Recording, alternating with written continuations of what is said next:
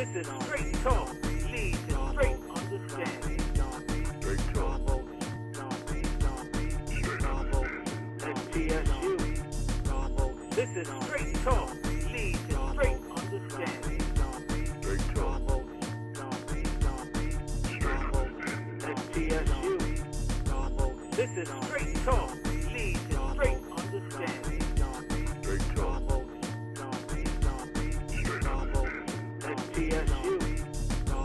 This is straight talk, leads to straight understanding. Straight talk. STSU. This is straight talk, leads to straight understanding. Straight talk. STSU.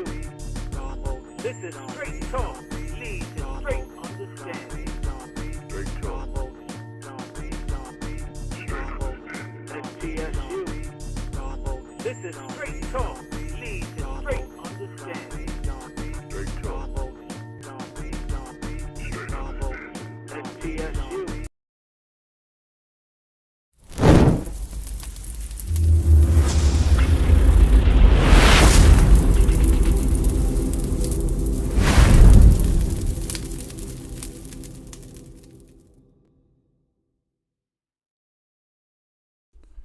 Welcome. The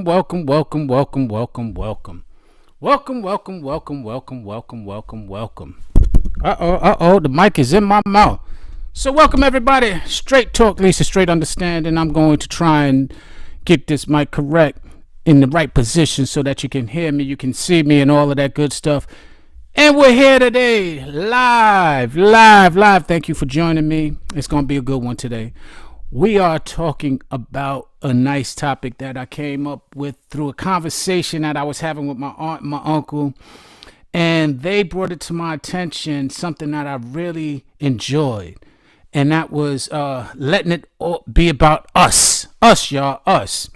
Now, the reason why I bring this up is because in relationships, right, we have a tendency to not really...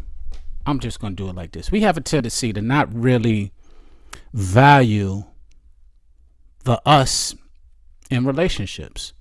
So I wanted to challenge everybody, because when we get in a relationship, it's no longer about you and I, or I and I. It's really about us. So when they brought it to my attention, it triggered me. It triggered me in a lot of different ways. It wasn't specifically and only because it wasn't specifically and only because of the value of interdependence, which I speak about often, interdependency, as opposed to just independence. When we're by ourselves, when we're single, independence is the way, and it's advocated, and I believe that we definitely should have that be an emphasis when we're by ourselves. But what happens when we get together? Whether it be get together in relationships, which of course we're talking about this evening, whether it be get together in business, whether it be get together in any type of relationship that you have to rely on someone else, then it becomes about the team. And there's no I in team, although Kobe Bryant would say there is a ME. But we're going to disregard that whole sentiment, that sentiment of me and I and all of those good things. And we're going to talk about us, because living for us is a very significant thing that I think we all should be able to do a little better. So we're going to play some videos. We're going to have special guests. I asked both my uncle and my aunt to join me. I know my aunt is here. Hopefully my uncle will be able to join us as well.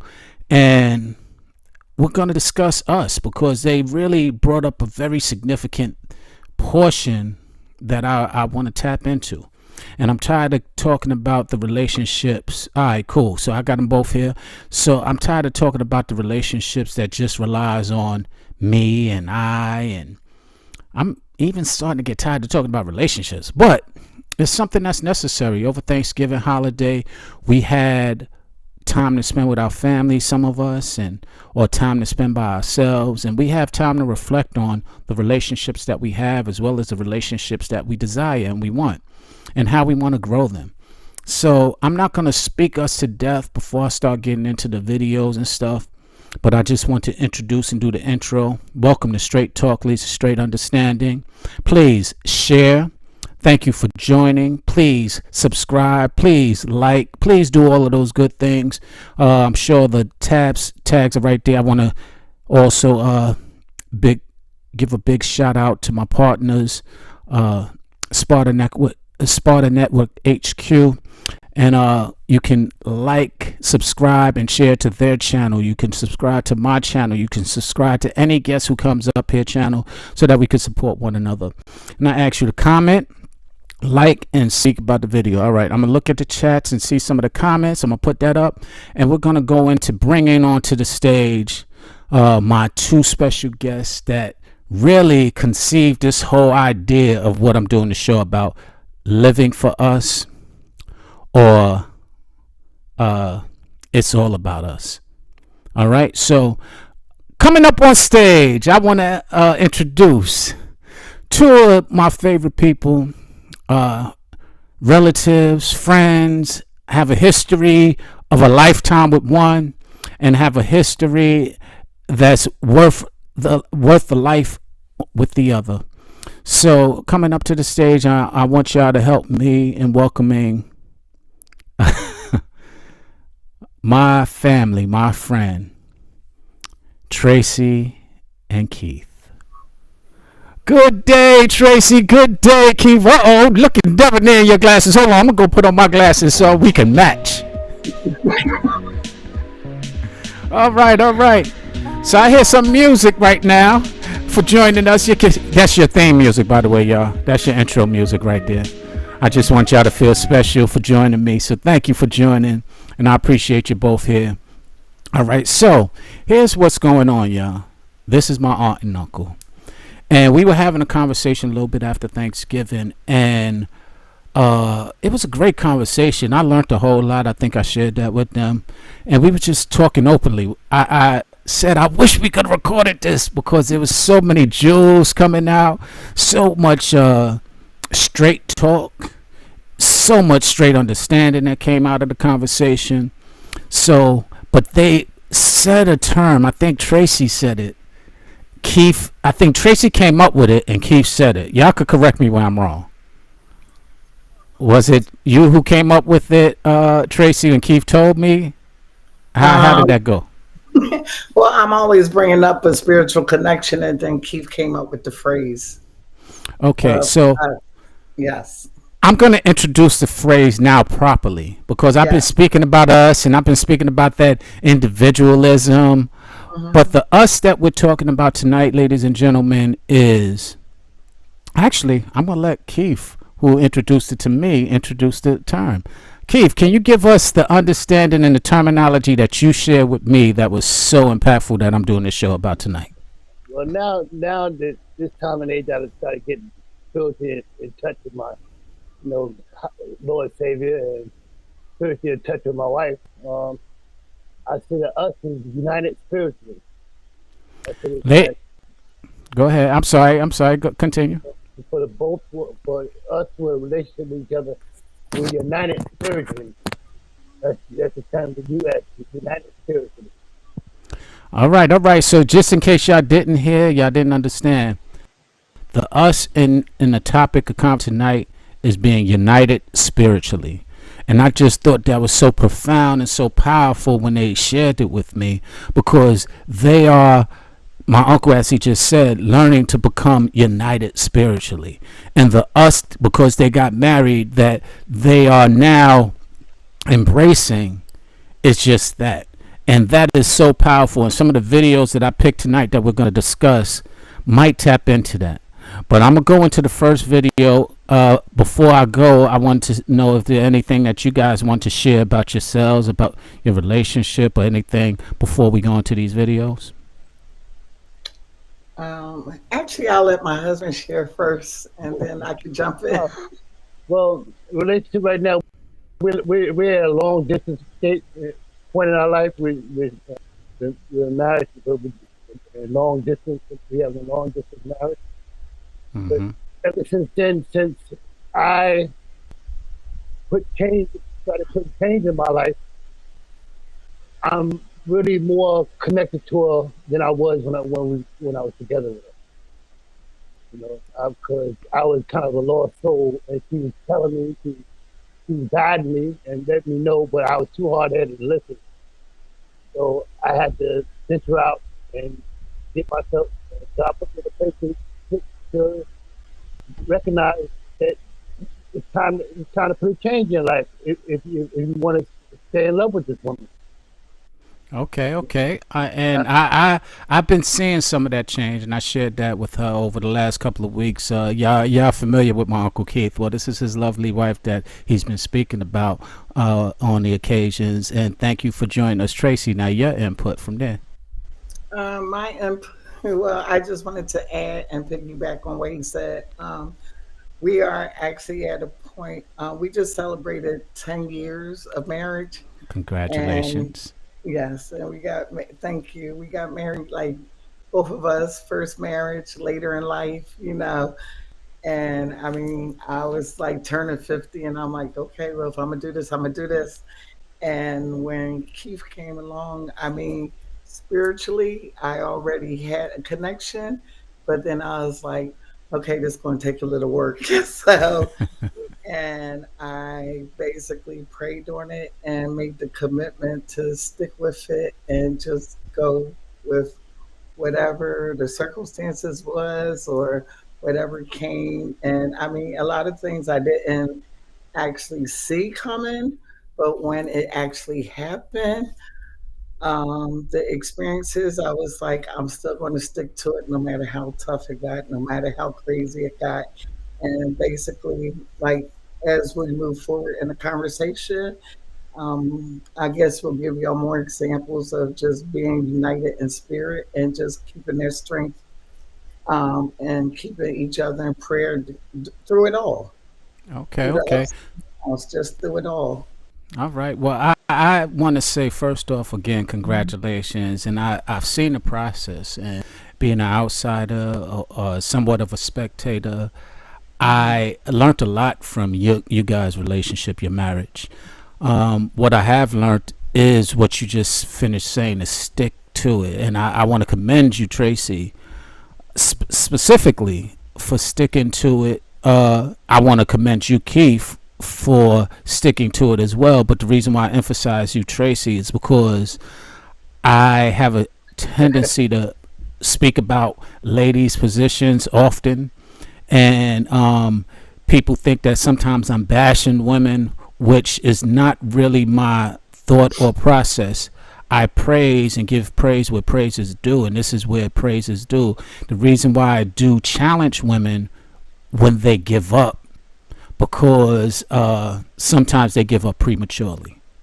And you had a lot of reasons why you might have wanted to give up, and where you thought, and people might have even encouraged you to do so.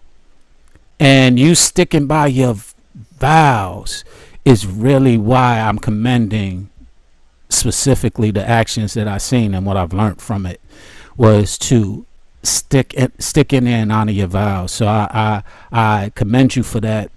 And Keith, I commend you for the transitions and maturing, as I've shared with you time and time again recently, into the man that is taking the accountability. But enough of that being on the soapbox. We're going to go into our first video. The first video is somewhat of a video of what, now it's a woman saying what women need to do in order to not lose a man, but I don't think it's gender specific. I think some of the points that she's making is applies to both men and women. So we're going to start with hearing her out, and then I'm going to ask y'all what y'all think about the video, okay? All right, you can run the first video. 4 ways women lose a good man and how you can avoid it. Pay attention. Let's get into it, ladies. Men, correct me if I'm wrong. Taking them for granted. A man been so good to you for so long, you no longer see the value in them, or the value in how they treat you. Not communicating well or effectively, like expecting men to read our minds and getting mad when they can't. Being dismissive about how you make him feel, or being overly defensive in response to how he feels. Basically, not liking being held accountable for your actions and how you've made that man feel. Last but not least, being selfish and unwilling to compromise. Wow. I just listened to that again, and I'm going to segue this straight into you, Uncle Keith. Because I said it is specific to both genders, and you have time and time told me some of those things in other videos of where you actually might have had some of those qualities. So why don't you speak on it from that standpoint, from how a man can lose a woman with those by doing some of those things. Well, I've been told a Do you lot want of to see it times. again? No, I got it. I've been told a lot of times that the world doesn't revolve around me, and I went against that. I said yes, it does. But I didn't really understand. I didn't really understand what it was meant until now. Now I understand what it means, especially in a relationship. Especially being not married and all. Because I didn't have no understanding what marriage really was. I jumped into marriage, but I didn't know what it was. I just went by. When she was told, when that video was talking about, I didn't see none of that in my mother and father. Understand marriage. They just went out, came in, went out. I never personally seen them talk. Like sit down and talk to each other in the house.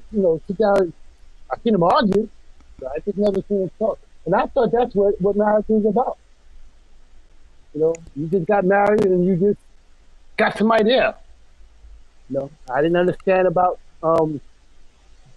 listening, paying attention, or seeing how she feel, or like she said, if you don't tell me, I don't know, and I don't assume. I can't. I'm not going to assume.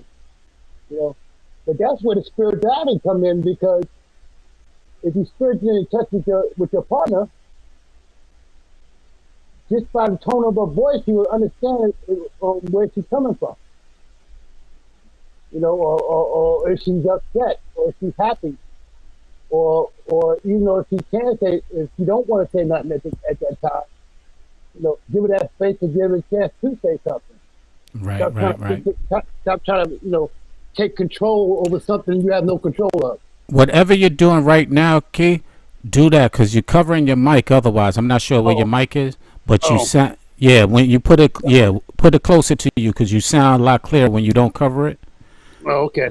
Oh man, that sounds 100% better. Yeah, you can even do it like that. Yeah. But you're making some valid points. I want to read Meredith's point. She said her husband is her ministry and assignment.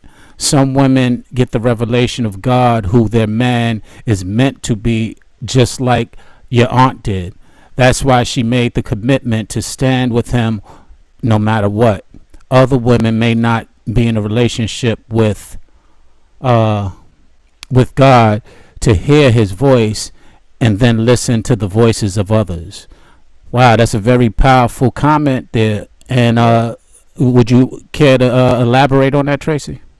Yes, I clearly understand where she's coming from, because once again, like going back off of what Keith said, when he jumped into the marriage, and me, I jumped into it too, just being smitten and infatuation. So I'm about truth and transparency, you know that.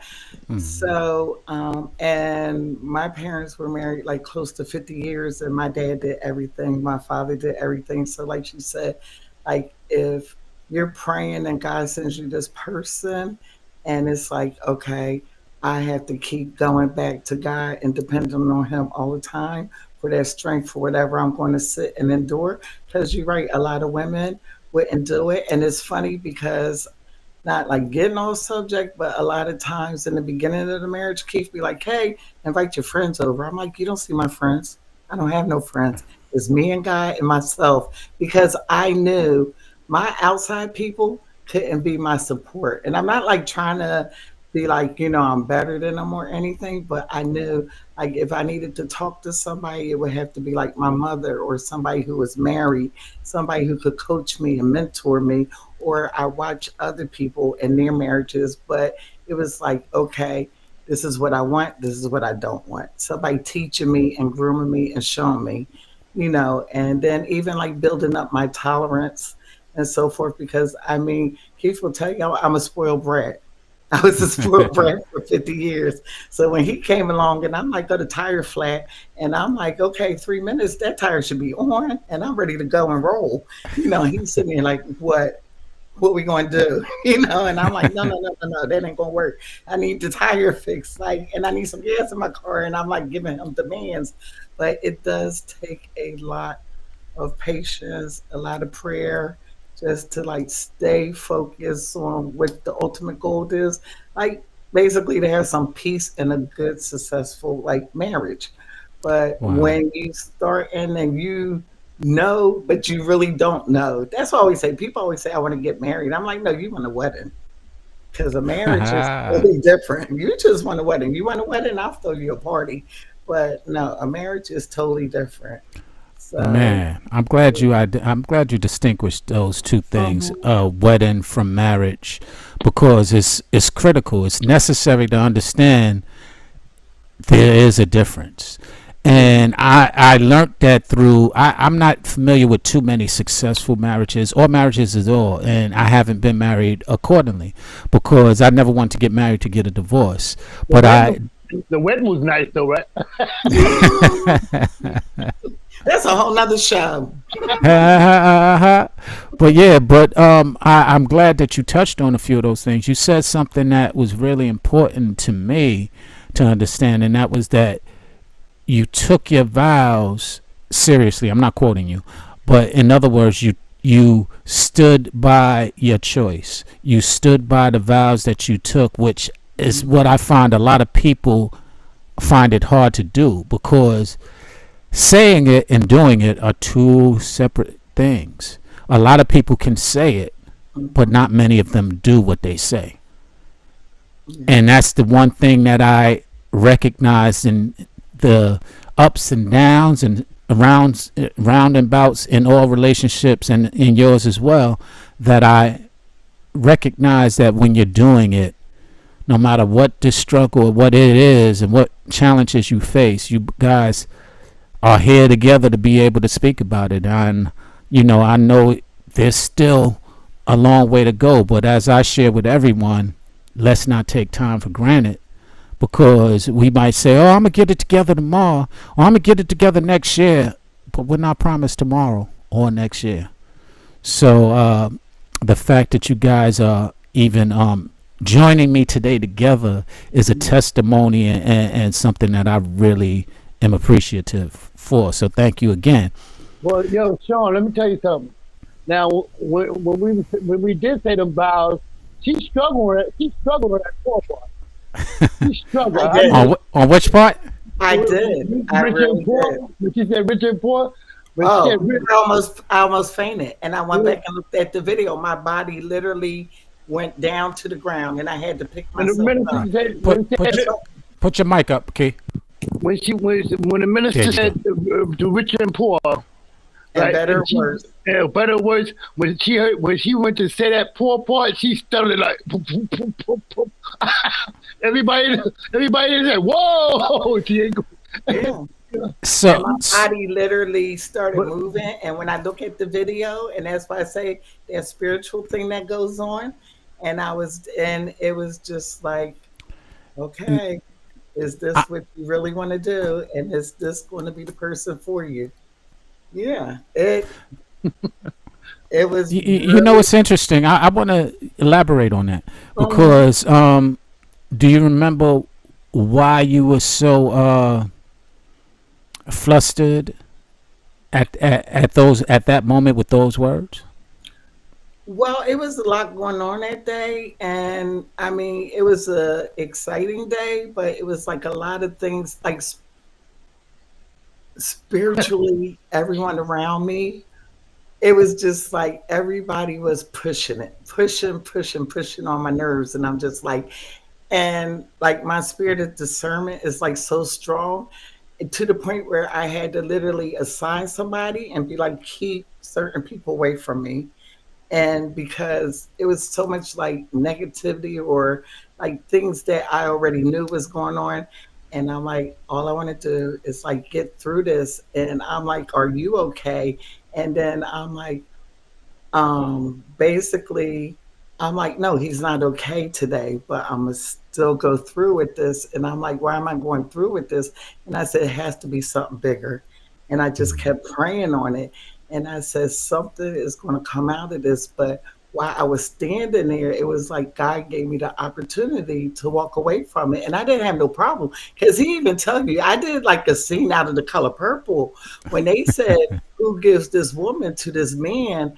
I literally turned around and looked at my whole family and all the guests and was like, hey, like y'all supposed to say we do. Like y'all gonna be my back and my support. And I was very careful about who I invited, who was there, who was I mean, it was like in my head, I was structured one way. He was like, oh, I emptied out all of East New York, everybody coming. I'm like, No, they just showed up. I didn't buy that. I didn't buy that. They couldn't believe I was getting married, so everybody just jumped in cars and said, "We got to go see this." yeah. And I was like, what is going on here? And I'm like, okay, I got food to feed them. That's not the problem. It's like, this is a holy day. Like, this is like so serious. And I'm like, wait a minute. But even, and it's funny because the other day I looked at that video and I'm like showing my coworkers, I'm like, don't get offended because of certain things I do. Look how I am at my wedding. I said, oh my God, I can make 20 memes out of this. And I said, look at my face. Like, I'm looking like, why aren't y'all like supporting me and backing me up? And I said, I didn't need y'all to clap for me. I just need y'all to say, we do. Not I do, we do. You know, like, I know y'all going to be there for me, right? Wow, that's pretty interesting. For a couple of reasons. Not just what you said, but Keith, I want to touch on this with you. Like you said, she was ready, and it was a spiritual thing that was moving her at the time. As you said, it was wow, is he really doing this thing? What have what's the difference between now that you have a spiritual awakening, as you shared with us the last few weeks, versus then when you might not have known it as good? Well, What's the difference and what you feel now? I didn't. Well, like I met Tracy when I was visiting y'all down in LA. Mm-hmm. And I don't, like I said, I told her from the get, I don't know what made me turn around and ask her name or thing, but I know I walked past her and said something, and she didn't pay me no mind. And I got about 10 steps away and just told me to turn around and go ask this woman her name and see if you can get her number, you know. And it was like I was just drawn to her, you know.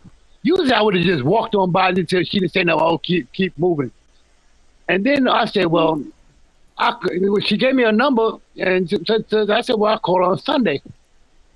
But I'm sitting in the airport. I'm sitting there, and she come around the corner again. I said, oh, she's meant for me. Yeah. Well, I'd expect to see her. I didn't expect to see her no more after I got a telephone number.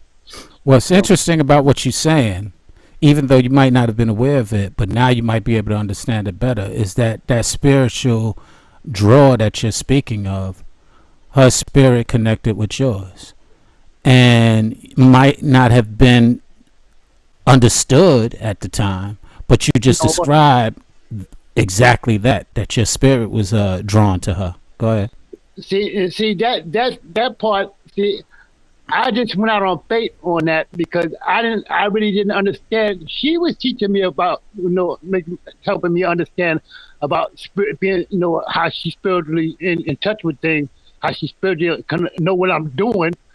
Her spirit is telling me that you're doing wrong. Her spirit, she kept on saying that. I'm like, how your spirit telling you that I'm doing wrong? Which I was doing wrong. You know what I'm saying? Wow. She said, you did something you wasn't supposed to do. I feel it in my spirit. And I couldn't understand that. Wow. I really couldn't. And then, but now I know what she was talking about, because she was spiritually connected to me, but I just didn't understand. I wasn't spiritually connected. Well, what's interesting Yeah, I came up with a phrase that I'm not going to get into right now, but I'm going to touch on it in that same conversation of, by the way, this is Straight Talk, Lisa Straight Understanding. Today's subject is all about us being united spiritually. And they came up with the term, and I'm utilizing it to speak on it. But in that conversation that we were having where that term came up, SOB came up, which was surrender, obedience, and benevolence. And she was already surrendered and being obedient, and that benevolence showed.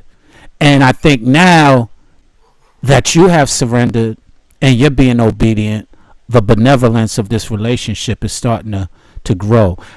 So I'm saying that to say I'm going to go into the next video because it's going to lead into all of these places we're speaking about. So we're going to go into the next video, which is kind of long, so I'm going to put it on now. Let's go to video number 2, y'all. Do you know the difference between being loved and being chosen? First of all, I love me some wordsmithery, and I like to know what words actually mean. But for the longest time, I never looked up these two concepts. They're used so often, it's easy to assume that we understand them. But since I've been doing my healing work, I found out that I was clueless. And so I want to share with you what I've learned. There is a huge difference between being loved and being chosen. Being loved means that someone feels something for you. It's a feeling, all right? It might look like affection, attraction, even admiration. But love alone, without intention, consistency, or effort, can still leave you feeling unseen, unsupported, and unprioritized. Just because someone can love you doesn't mean that they can't still lie to you, leave you, take you for granted, betray you, and choose themselves every time it's inconvenient to choose you. Because love is a feeling, and feelings alone don't build relationships. They fluctuate, they fade, and they can be selfish. All right, now being chosen, that's a whole different category. Being chosen means that they show up for you on purpose, with purpose. To be chosen means that you're prioritized, not just pursued. You are considered in their daily decisions. You are protected in rooms that you are not even in. Your feelings, your dreams, your fears, your presence is all honored, even when it's uncomfortable. Being chosen is a commitment. It's action. It's someone saying, even when it's hard, I still choose you. Not understand, they love you. They love the version of you that didn't ask for anything. But if they are not making consistent, deliberate effort to consider you and the life that you're building together as the first and only thought before making decisions, then they are not choosing you. Not now, and especially not behind your back. My dad used to say, love is a verb. And choosing someone, that's the action behind it. If someone says they love you, but they're not choosing you with their words, with their effort, and with their integrity, they're not a partner. They are a clown performing in their own circus. All right. Now, I'm going to ask you a simple question. Who loved and who chose first? Men. Men naturally. So Keith, who in your relationship, who loved and who chose? What, now that we had a difference of distinguishing the difference between the two, did you love first or did you choose first? I chose first. No, yeah, I chose first. He chose. Yeah, I chose first. And Right. by me choosing made more to love her. To fall in Right. love with her. I was infatuated with her, to tell you the truth, because she was totally different from what any woman I was used to. She had proper language. She had education. She was educated. She's always looking into things, looking up things. She's like a walking dictionary. I say, Tracy, such and such. And she'd say, hold on. Now, here you go. Now, this is all you have to do. Look it up. And she's always building. She's always building it up. And me, I was always stuck in a point. Wow. I was like, she liked to venture out. I'm stuck in I only had one territory. I got one territory. But she liked to venture out. She got me to venture out. Come on, we going somewhere. We just jump in the car and go someplace. Wow. That's why. That's why I tell you, because I can always expect new things coming from her, which I wouldn't expect to do myself. Well, what's interesting about what you're saying is you chose, and then you started to learn how to love. Yeah. Oh, but the only exception, I didn't know how to love me. And agreed. And when I say love, I'm not speaking of her. I'm speaking you Yeah. learned how to love. Right. Yeah. After, but you a critical point of what you're saying and what you're describing is that you chose. And Yeah. that in itself is pretty significant, and I got to commend you because not all men basically have intentions. And whether you live up to those intentions or not, the intention wasn't that you just wanted to excuse me, get in her panties. You had an Oh, intention. oh, oh, oh, oh, oh, oh. Back up. No, good.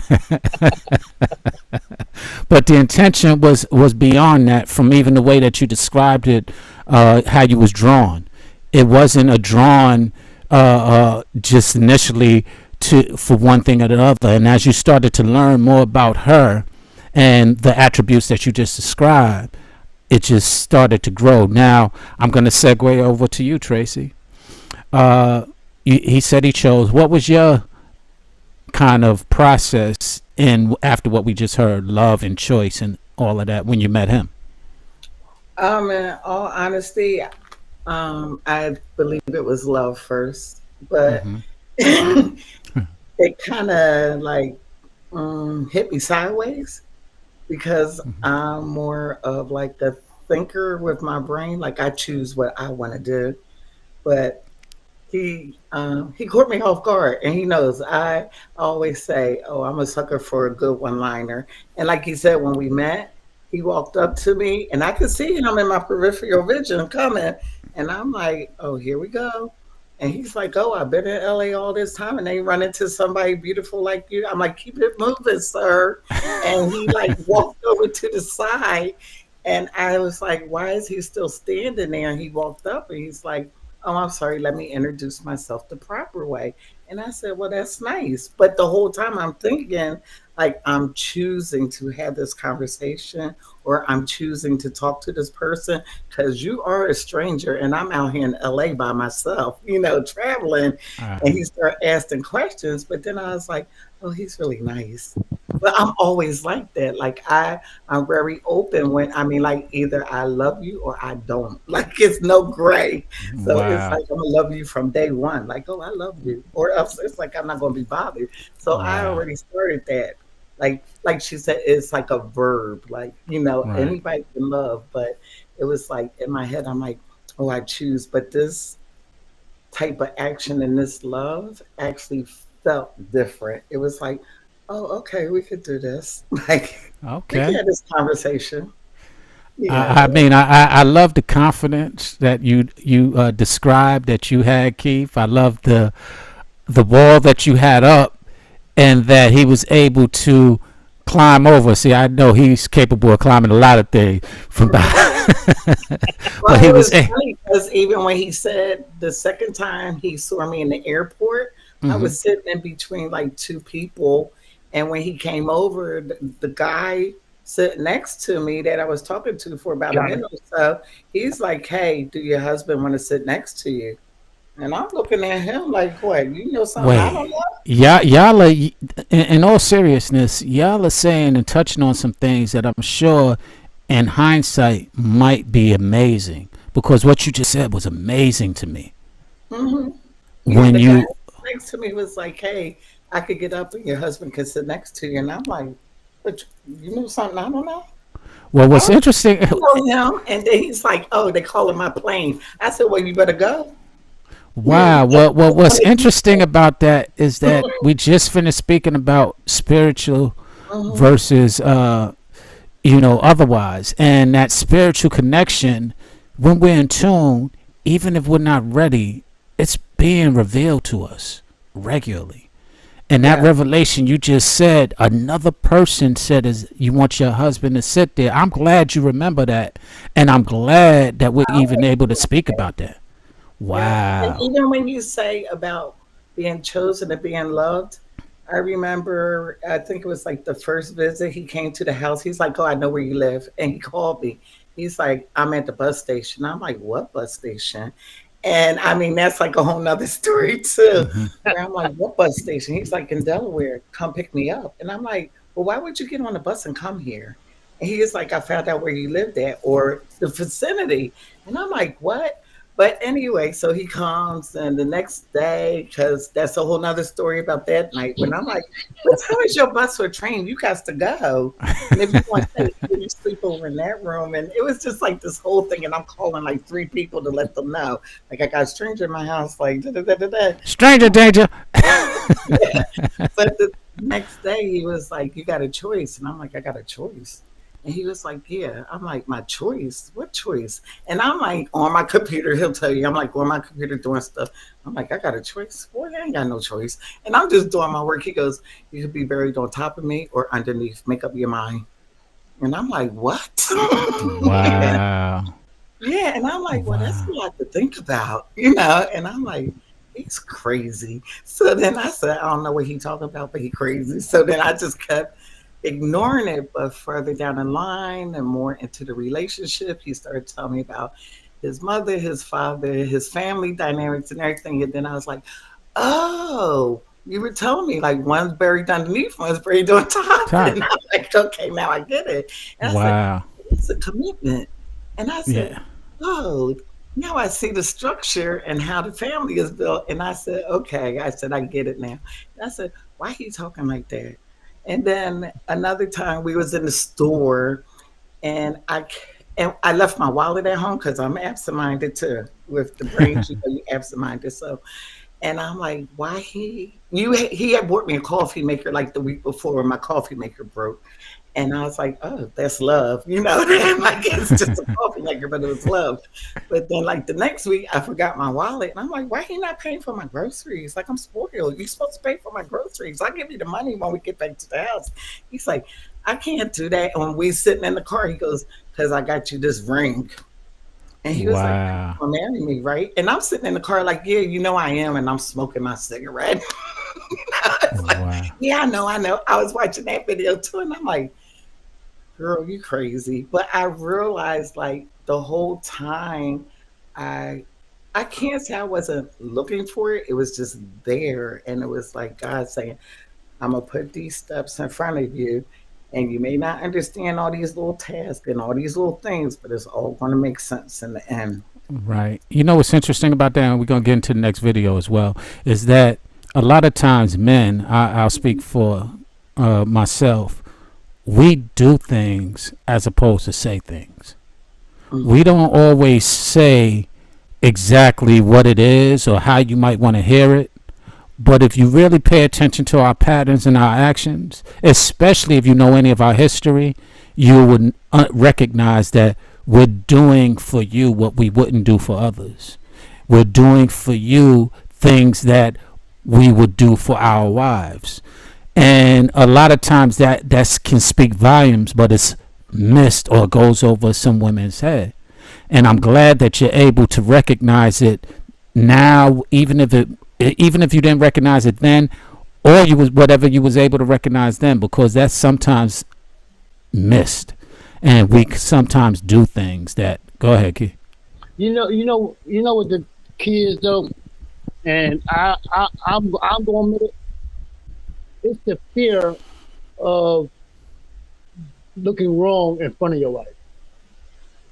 Mhm. You know, like you're doing things and you don't, and you know, it's the fear that she's not happy with if you've done it or not. You know, because I like, you know, as a man, if I'm doing something for a woman, I want her to like it. I want to see a smile on her face. But Right. but you fear to do it because you don't know if it's gonna be a smile or gonna be a grunt. Because you don't want to see no grunt. Y'all done went through all this thing and you ain't got a grunt on your face. You know what I mean? So you don't do nothing, and then now you're at a point of procrastination. Because now you're not doing nothing That's a because you good point. fear That's because a you good point. because you fear that you want to make, but you always want to make her happy.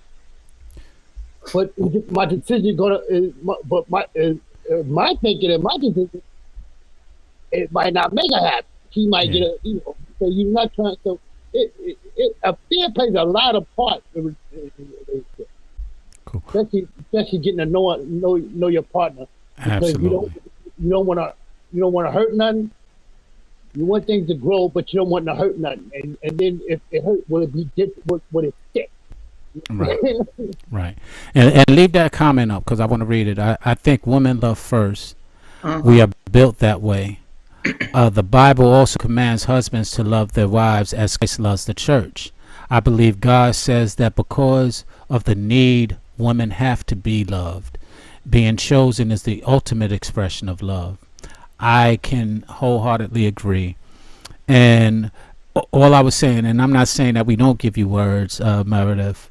That was her other comment. We need words too. What I was sharing is that sometimes we don't always express it in words. Especially, I want y'all to pay attention to this, because men have a tendency to give you all the words you want to hear, but don't have no actions to complement it. So I would urge women to specifically look at their actions and never mind their words, because words, as we were expressing, as the young lady expressed in one of the videos, don't always have to be, they can be lies, but those actions are not going to lie to you. And I'm not talking financial actions. That's the thing that a lot of people get clouded. I'm talking actions of integrity, actions of compassion, actions of consideration. Like she said, she got a coffee pot when hers broke. That's an action that words and money couldn't explain. He saw it was broken. Oh, my coffee machine broke, and he came the next day with a coffee machine. Those are actions. Yeah. I And want those to are know actions. the coffee maker.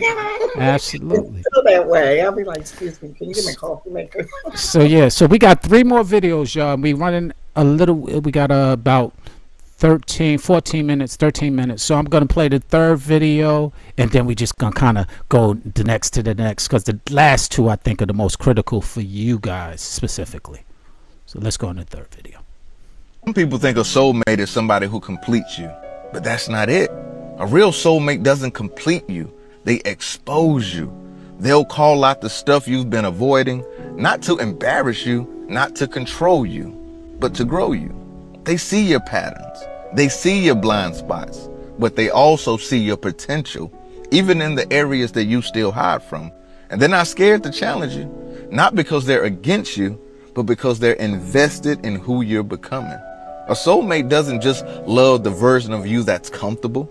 They love the version of you that's evolving. They hold you accountable to your future, not your excuses. So if somebody in your life is pushing you to level up, communicate better, heal deeper, and to show up with more truth, don't run from that. People like that are rare. And when you find one, that's not just love, that's alignment with a purpose. Wow. So soulmates, y'all. Soulmates, y'all. Soulmates, y'all. I'm gonna let Keith, you start and speak about your soulmate right there, and then I'm gonna let you finish, Tracy, and then we're gonna go into video number 4. Well, like he was saying, like he was saying, I just started really learning what soulmate is, because I was that person who ran. She was coming. She was more in tune and trying to make me understand, how committed that she is to me, and how much, spiritually she was in touch with me without, and I didn't know it, and I was that person who ran. But I really believe God is not the ran. He just took me out her way to help me learn, so I could come Wow. back. I could step back. That's how I see it. Wow, that's beautiful the way that you put it. And I just want to remind everybody, this is all about us, living for us being united spiritually. And spiritually can actually also be synonymous with soul. So with that being said, tell us about the soulmate for you, Tracy. Okay, I'm gonna start with Shorn. You may not remember my first visit out to visit you guys, and me and you were sitting at the table, and you just kept looking at me, and I was like, "Yes," and you were like, "So where y'all going from here?" And I'm like, "We're gonna go catch a flight out of Vegas," and you were like, "Okay, so why you there? Why you just don't get married?" And I'm like, "Why is he speaking to me like this? Like, what's the big deal? Why they trying to push him off on me?" And then I was like, "Oh." But and I was having a conversation with myself, and I'm like, these people don't know. I already married him spiritually. Like, I'm done. Wow. Like, we're done. We're there. And then, even like driving out to Vegas, he said something to me, and I was like sitting there thinking, I'm like, should I tell him? Like, I feel like you're my soulmate. Then I said, that's all janky and stupid. And then I was like, ugh, I don't want to be that vulnerable. And then I was like, let's just get to the airport. And I kept saying that. And I remember like right before getting on the plane, and he had this song. I think we were like, I'm like, Keith, come on, we got to get on the plane. Oh, I got to go have a cigarette. I'm like, oh, that's going to be my soulmate, but I'm going to fix that. I said, oh, we're going to fix this right here. I got to get Wow. him straight, you know. And I was like, okay, once again, that's my soulmate. We're going to work on it and get it straight. Like, I'm just going to be like, Wow. hey, but I would talk to him and say, hey, this is what I see. And he would like every now and then be like, okay, Miss Young, okay, Miss Young. And then he started calling me Miss Ince. And I'd be like, I ain't no Miss Ince, okay? And it'd just be like conversations like that that we were feeding into each other. But I can't think of any time where I don't think he ever understood like all the times he actually challenged me as far as like my personality and like just being like, this is my world and I'm gonna do what I want to. And like my growth and saying, okay, if you're gonna be in this relationship, you have to take him into consideration. Like everything about y'all is like so connected. And you know how like women always be like, he ain't my type. Like Mm-hmm. that right there, like your type and your soulmate, and when they meet together, it's like really crazy. Just like processing the whole thing. Yeah, Yeah. Wow. she always say, "Well, we ain't got nothing in common." I say, "Yeah, I know we don't. I'm gonna love you anyway, though, because Man. she did things. She knew about more educated things and about life, and I was a street dude about life. So when we in the street or we at the gas pump, no, you do it this way. Because I got to keep my eye on who's coming from this way, you know, this way. But when she takes care of business in the store, then I shuts up because she know how to handle it, how much money to handle it. So, but at the same time, I'm watching the doorway. I'm watching the bank robber come in, because I was one of them people who used to do it. So, Right. so like, so that's the, so we just, It's a what she good didn't see, balance. yeah, she seen things I didn't see, and I seen things that she, And I you love know, that y'all are saying that because that's what creates balance. If Mhm. you have somebody who is exactly the same, you have no place and no room for growth often. And so having that balance is critical. But I'm going to go into the next video because we got a few minutes left. And I think this summarizes a lot of what we've been talking about, what this gentleman is about to share with us. Everyone wants a divine union until they realize what it demands from them. Most people fold when it stops feeling good, because divine union is not just love, it's an initiation.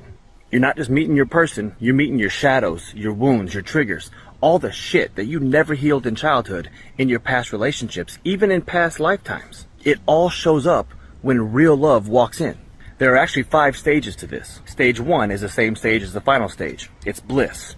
That magnetic pull that you feel in the beginning, the fireworks, the I've known you forever kind of feeling. It's real, but it's not the whole thing. Stage 2 is when it gets deep.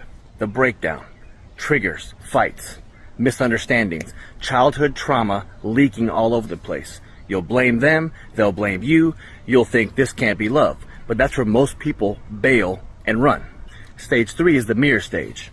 You stop pointing the finger and you start owning your part. And you start realizing this isn't just about them making me feel safe. This is about me learning to feel safe within myself. Stage 4 is the rebuild. You both choose growth, not perfection and not pretending anymore, but showing up every day, willing to own your own pain, heal your own patterns, and hold each other through it. And finally, stage 5. The bliss returns, but this time, it's earned. You've put the work in. It's not just chemistry anymore, but it's clarity. It ain't butterflies like you had in the beginning, but a deep bond. That's divine union.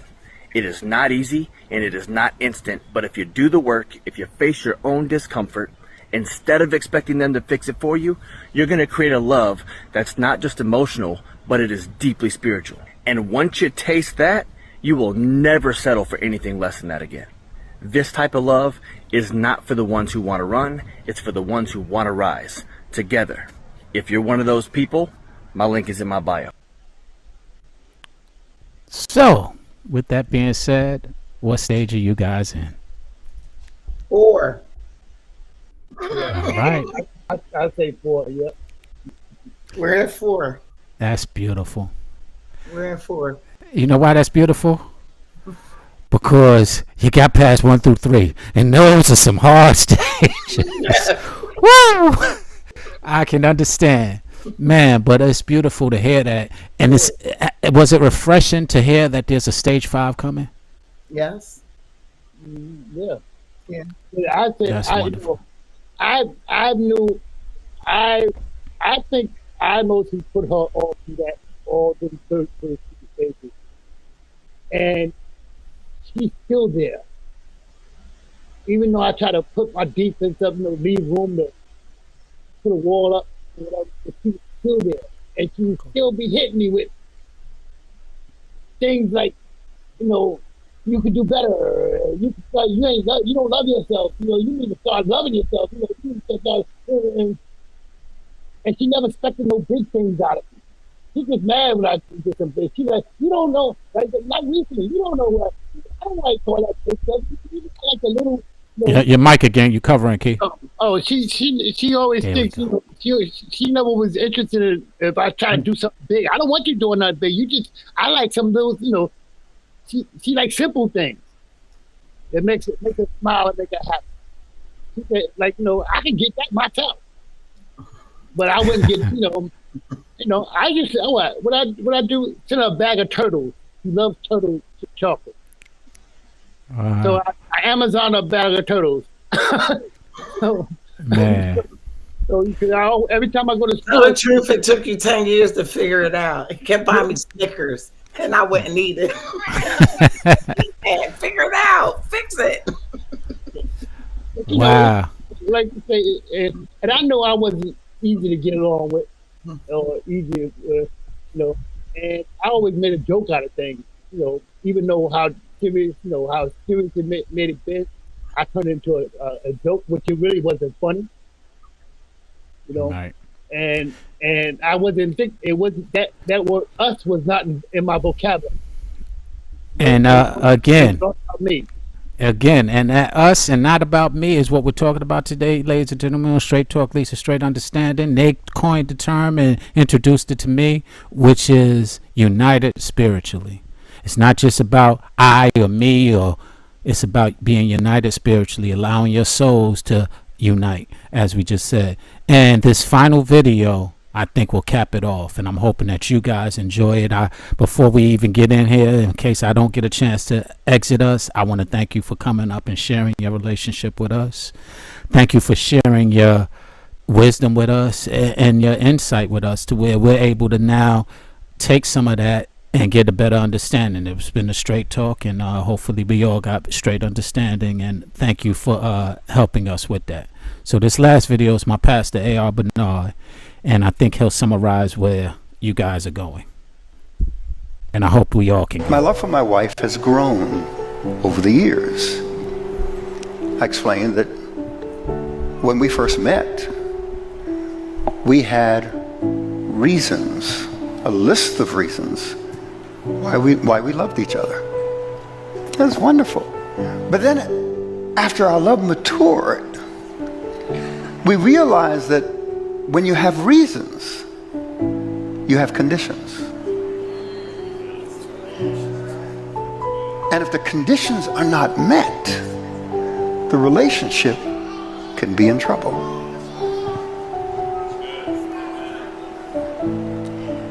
So today, We love each other for no reason.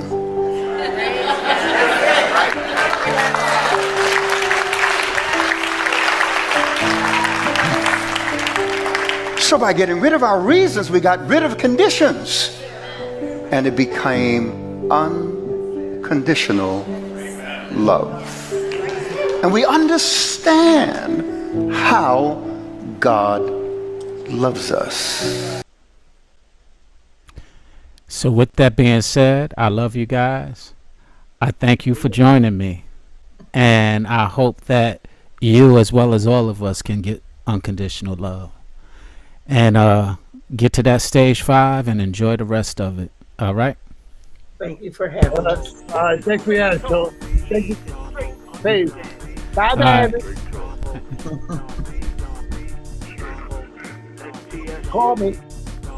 This is straight talk, leads to straight understanding.